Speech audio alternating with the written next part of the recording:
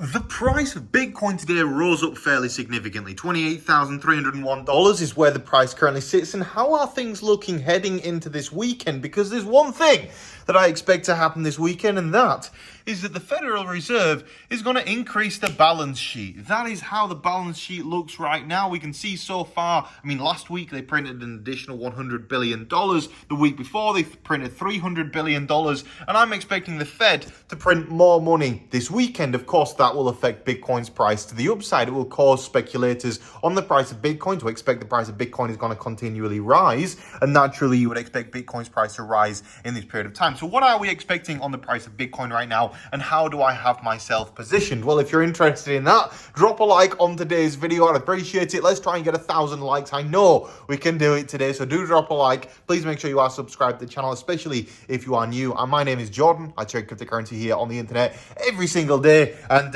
you can too. So $28,277 is the current price of Bitcoin. How am I positioned? This is my current open position. I opened it just a few minutes ago. Currently, I'm $1.6 million long on the price of Bitcoin, using an increased amount of leverage today, not the full 100x like it says there. I'm just using cross, but essentially that is resulting currently in a tiny little profit compared to the size of the trade. But if things go in the direction that I'm expecting, that trade there, that'll result in a $60,000, $70,000, $80,000 profit. In the other trades that I've got open here, again, I am watching this very closely, because if we start dropping below my entry level, I will close part of the trade so that I can re-up the lower the price goes, because I still would maintain my bullish stance on it, but at the same time it's important to risk manage when you've got this much money on the line. Now, other things I've got open, I opened this trade earlier today on Glimmer. I think that Glimmer is looking pretty decent, to be honest. If you actually look at the chart for Glimmer right now, Glimmer's price has been kind of meandering around in the low ranges for a while, and I bought in earlier today. So from my perspective, look at the daily chart. For me, it looks like it's going to loop back around. It's been a while since it's been back down at these low prices, and I do expect that Glimmer is going to pump to the upside. Glimmer is Moonbeam. If you type in Moonbeam on Crypto Saving Expert, it'll come up and it'll explain exactly what it is. My watch keeps on nipping my wrist. Anyway, going back to things today, what are we expecting from the price of Bitcoin? Well, of course, current price of Bitcoin, $28,278. This is the 5-minute chart, but how are things looking? Well, on the 5-minute chart, you can see, of course, some rallying to the upside, but we need a bit of perspective on this right now. So we go over to the 4-hour and then reset the scale to auto down here. At that point in time, we can see that Bitcoin has been trading in this range here for a while, and we're on the cusp of a breakout. And that's why I've positioned myself the way I've positioned myself, with an increased amount of risk right now, because if I am correct, I will make a lot of money. If I am wrong, I will close that trade immediately and only lose a couple of $1,000s, which is okay. But I'm looking at this right now on the 4-hour. I'm waiting for a 4-hour close above this purple line. If we get that 4-hour close above that purple line, Bitcoin this weekend is going to go absolutely mental. It will abuse the CME gap. Prices will start rising in the altcoin market as well. I'm going to show you in just a second how Ethereum versus Bitcoin is getting along, because that's starting to heat up as well. It looks like an altcoin market is within, or rather an altcoin season, a short-term one, is within probably about 2 weeks of now. So I'm also accumulating altcoins. Why am I bringing up Glimmer today? Because I think over the next 2 weeks, altcoins are going to do pretty well. And on talking of altcoins, a couple of other altcoins I think are going to do pretty well. One is Ternoa, down 2.88% today. I bought an additional $10,000 of Ternoa coins during the course of this dip. Somebody sold to me. Thank you very much for doing that. Also, it is now listed on BitGet. So if you didn't know where to buy Ternoa coins, you can now buy them on BitGet. You'll find a link for that in today's video description. And the other thing, of course, that I bought recently is more TAP coins. Now, TAP is now back up at 24 Satoshis. You'll see the order book right now is looking pretty gosh damn thin. There's not a whole lot of resistance in the order book. For me, I was going to buy a bunch at 24 earlier, and then somebody beat me to it. But it's getting back to that point again where I'm starting to re-up my accumulation of caps and Ternoa. But I just think that overall, the prices of these things have become too cheap. If you look at the price of what's it called, XTP, over the course of the past couple of weeks, I feel the same as what you guys feel like. I got a lot of people saying, "Oh, you're dumping." No, I'm not selling. I've not sold any. I'll keep buying more.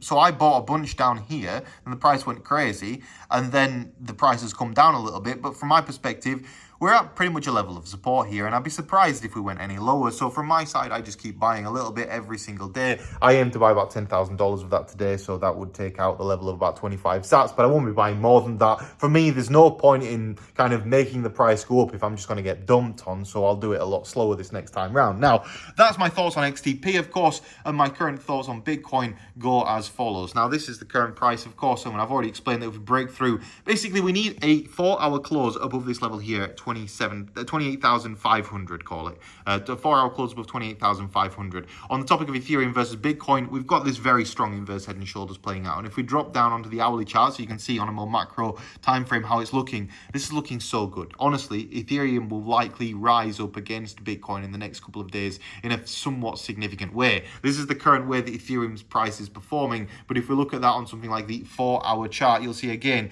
we've got a very key level of resistance on the Ethereum price chart. I mean, how to show that here without it making so messy? There we go.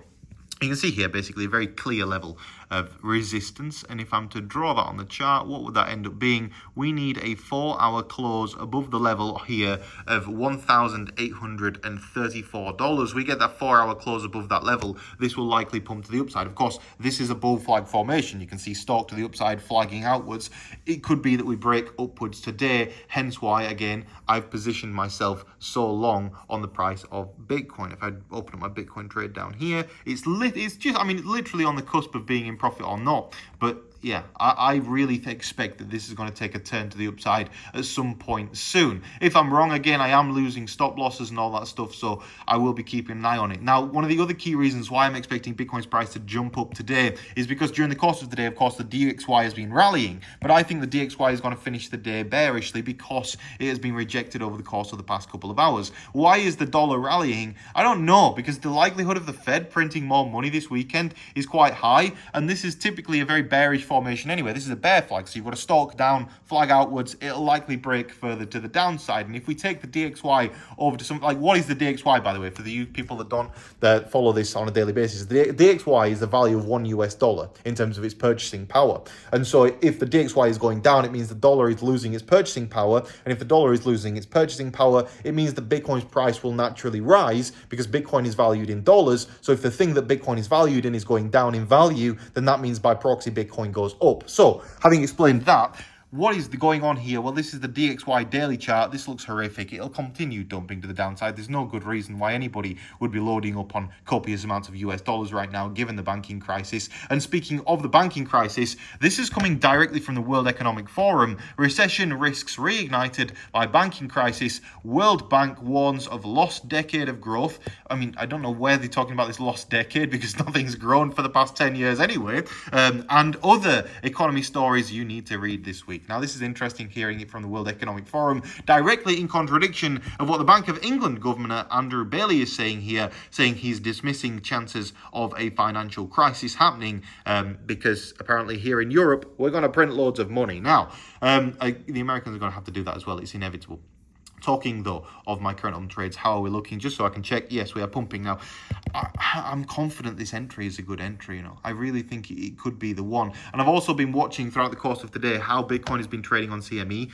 The price on CME, $28,675, around $400 premium over what other markets are charging right now, which is particularly interesting, showing that basically when you're looking at CME and how I was looking at the core data behind who is trading on CME right now. The bulk of dealers are short right now on CME Group Exchange, but the bulk of long-term investors are long on the price of Bitcoin. The dealers have been consistently wrong recently. So I'm expecting, again, it's interesting the way that this is trading so much higher in price. It shows that there is clear institutional demand on the price of Bitcoin. Other things to point out today would be, yes, First Republic Bank stock is up 1.57%. Whoop-de-doo. Nobody cares. The price is down so bad. It looks like a lot of different altcoins do. Deutsche Bank shares, again, up 1.2% today, but it's likely going to crash back down to the downside. Don't expect, just because the banks didn't crash this week, that they won't crash next week or the week after. These are banks. They take a long time to fall. You can see them all behind me. Look at them all. There's another one here, an insurance company called I think it's quite funny being in Canada and they've got a building that says A on it. Yeah, Deutsche Bank shares down today. It's doing what it's doing, and Bitcoin looks to the upside. A couple more things I should cover really would be a couple more metrics rather. The Bitcoin stock to flow right now is showing here that we're in the dark blue section. The dark blue section in the past, you can see here, has resulted in probably periods of sideways and upwards. That's kind of what I'm expecting for Bitcoin. We've yet to have a period of long-term sideways at these levels for a while now. So I'm expecting Bitcoin to get up to about 30K and then trade sideways for a while we have an altcoin bull run. Other important things to point out is this the macro top? No, you can see here from the terminal price. The terminal price basically shows you every time Bitcoin reaches a peak, it hits this red line and then it drops to the downside, drops the downside, drops the downside. We're a long way away from that red line. That red line currently sits above $100,000, which is my target for the next bull market. Actually, is $320,000 if I remember correctly. Anyway, balanced price index right now showing that again, every time Bitcoin touches the bottom, it bounces to the upside, and we touched the bottom recently. So I'm expecting more continuation of this uptrend. New pull right now is looking also pretty decent. We're in that optimism phase, which is great to see that we're in the optimism phase. But nothing really other to add to that. And of course, the fear and greed index right now is showing small amounts of greed, but nothing of any great significance. So overall, in terms of on-chain metrics for Bitcoin, everything is looking pretty neutral, if not a little bit bullish. In terms of fundamentals right now, they're insanely bullish because of what is going on with the banks. I'm overall bullish, and I'm currently trading in a bullish way. So you might think that, typical perma bull. I'm sorry for that. I like going long on Bitcoin. What can I say? Only reason why I can afford to be in this hotel room right now is because I went long on Bitcoin a long time ago. And this room is, just look at the view. It's crazy. This is just one side of the view. There is another side of the view over there that I already showed you yesterday. But this is just mental. People call me a perma bull. Call me whatever you want. I'm bullish on Bitcoin. Why am I bullish on Bitcoin? Because it's fundamentally in a really good place right now, and the banks are not. So on that note, guys, if you wouldn't mind, drop a like on today's video, subscribe to the channel. I would really dearly appreciate that. At the same time, have a fantastic day. And of course, check out the links to the trading tutorial on the screen right now. Thank you. I love you and leave you. Goodbye.